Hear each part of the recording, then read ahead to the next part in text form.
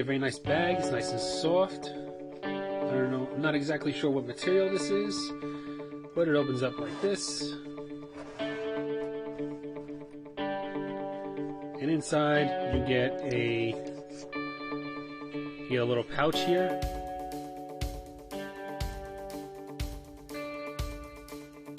The naked armor razor, pretty good solid straight razor. The wood is not too flimsy. I mean, as you can see, I'm pushing down. I can bend it a little bit, of course, but it's not so flexible. It's actually kind of sturdy.